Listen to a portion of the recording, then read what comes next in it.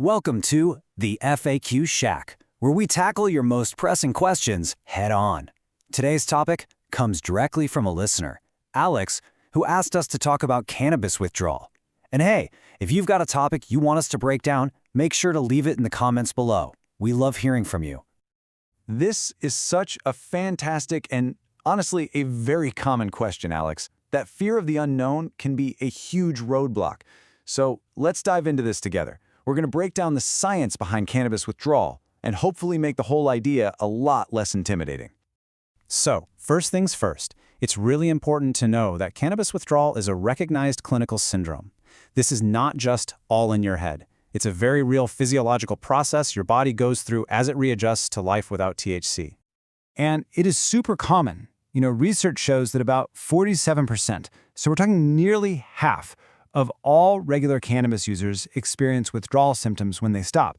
So if this is something you're thinking about, you are definitely not alone.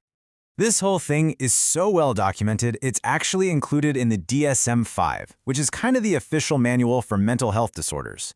And look at this list. You've got everything from irritability and anxiety to trouble sleeping and even physical stuff like headaches. The interesting part is you only need to have 3 or more of these to meet the clinical criteria. Okay, so what does this experience actually look like over time?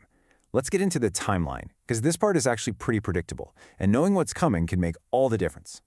Withdrawal usually unfolds in about 3 phases. It tends to kick in within the first 24 to 48 hours. Then things kind of build up and hit their peak intensity sometime within that first week. After that, thankfully, things start to gradually get better. Now, what's really fascinating about this slide is how it visualizes the process. So on the screen here, we've got a graph. That green line you see shows the THC concentration in your body steadily falling over about 28 days. But look at those blue waves. Those are the symptoms. And notice how they don't all hit at once. Things like insomnia and shakiness might peak really early around day 3, while anger and aggression can actually peak later on, closer to 2 weeks in. It's a great reminder that the challenge can change from day to day. And this brings up a great listener comment from Sarah. She asked if this whole experience is universal. And the short answer is, nope. It can really vary based on a few different things, including your biological sex. Yeah, research actually suggests there are some key differences. For instance, females might experience a greater number of symptoms overall and with more severity, especially things like irritability and anxiety. This is a really crucial point because it might help explain why withdrawal can sometimes be a bigger hurdle for women who are trying to get help. So, knowing the timeline and the variables, that really helps you prepare. That's half the battle. Now let's move on to the really actionable stuff, your toolkit for actually managing these symptoms and getting through it. Okay, so non-medical strategies are always your first line of defense. Simple things, right? Regular exercise is huge. It releases endorphins that are going to naturally boost your mood and help with anxiety. Eating well, staying hydrated. These things help your body repair itself and can even lessen headaches. And even if sleep feels impossible at first, creating a solid, relaxing bedtime routine is absolutely key. Some supplements might also give you some support. This table on the screen shows a few that have been researched. You've got L-theanine for anxiety, NAC, which can help with cravings, magnesium for muscle tension, and B vitamins for your mood. But, and I can't say this enough, it is absolutely essential to talk to your doctor before you start taking anything new. You got to make sure it's right and safe for you.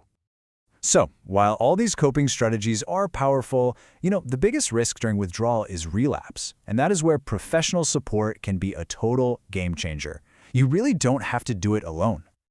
The most effective approaches are usually psychosocial. Things like talking with a counselor, learning about the process you're going through, or joining a support group. These things provide structure and accountability that can be so helpful. And therapies like cognitive behavioral therapy or CBT can give you real, concrete tools to manage cravings. It's also really important to know that right now, there aren't any FDA-approved medications specifically for cannabis withdrawal. But if symptoms like insomnia or anxiety get really severe, a doctor can sometimes help manage them with other targeted medications. So, we've demystified the science, we've laid out a map of the process, and the journey is real, but it is manageable and it is temporary. Understanding the why and the how is the first step. The only question left is, what will your next step be? Thanks for joining us on the FAQ Shack, and we'll see you next time.